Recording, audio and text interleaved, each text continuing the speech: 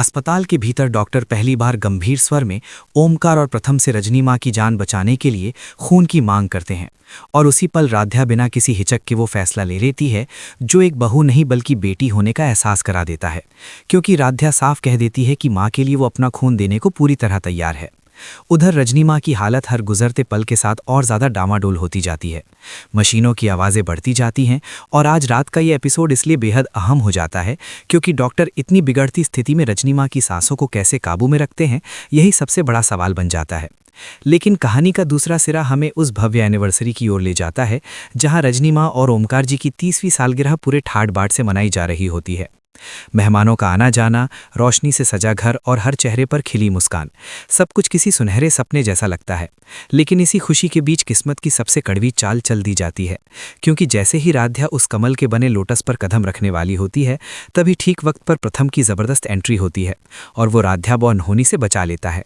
लेकिन इससे पहले कि कोई कुछ समझ पाता, मिस निक्की की रची गई साजिश अपना रंग दिखा देती है और उसी लोटस से स्टेज में अचानक करंट दौड़ जाता है, जिससे रजनी माँ झटके के साथ जमीन पर गिर पड़ती हैं। उस पल पूरा जश्न सन्नाटे में बदल जाता है और चीख पुकार के बीच प्रथम किसी तरह माँ को उस लोटस से नीचे उतारकर बचा लेता है। लेकिन कहानी यही नहीं थमती, क्योंकि राध्या कांपते हाथों से माँ की धड़कन जांचने के लिए प्रथम से गुहार लगाती है और जैसे ही प्रथम माँ की नब्ज पकड़ता है, उसके चेहरे का रंग उड़ जाता है।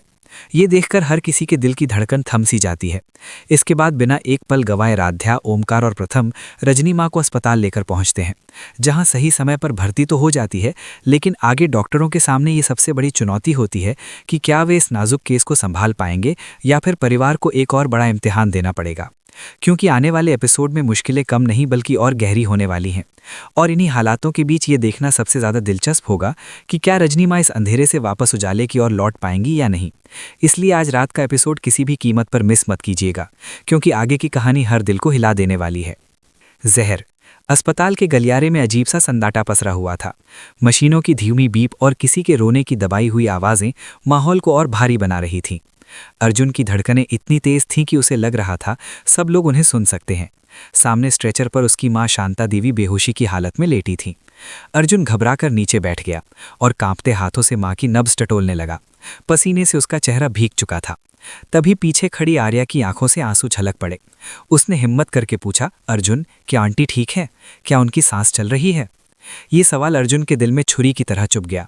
डर और गुस्से में उसने झल्ला कर कहा, चुप रहो आर्या, मुझे कुछ महसूस ही नहीं हो रहा, कुछ भी नहीं।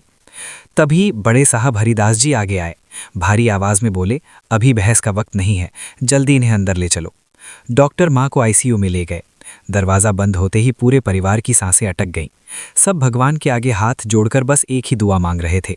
लेकिन अर्जुन का गुस्सा आर्या पर फूट पड़ा। उसे यकीन था कि इस हादसे की वजह वही है। अगर तुमने सही दवा दी होती तो आज माँ इस हालत में नहीं होती। आर्या सर झुकाए सब इल्ज़ाम सहती रही। उसे कुछ समझ नहीं आ रहा था कि खुद को कैसे बचाए। उसी वक्त मीरा नकली चिंता का चेहरा बनाए अर्जुन के पास आई। धीरे से बोली, शायद आर्या से अनजाने में गलती हो गई हो, दवा वही दे रही थी ना। ये सुनते ही अर्जुन और भड़क उठा। दवा इसकी जिम्मेदारी थी, अगर समझ नहीं थी तो माँ के पास गई ही क्यों? कांपती आवाज़ में आर्या बोली, मैंने वही शीशी दी थी जो मीरा दीदी ने अलमारी से लाने को कहा था।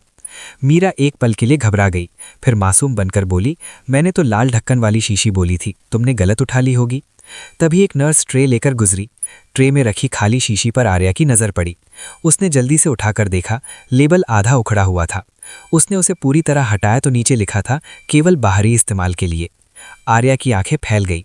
अर्जुन, ये दवा पीने की थी ही नहीं, ऊपर से लेबल बदला गया था। उसी पल हरिदास जी ने मीरा के बैग से गिरती हुई कैंची और गोंद देख ली। मीरा के चेहरे का रंग उड़ गया। अर्जुन की नज़रें अब सच पहचान चुकी थीं। आर्या पर भरोसे से भरी और मीरा पर नफरत से जलती हुई। तभी आईसीयू का दरवाज़ा धीरे से खुला और डॉक्टर बाहर आए।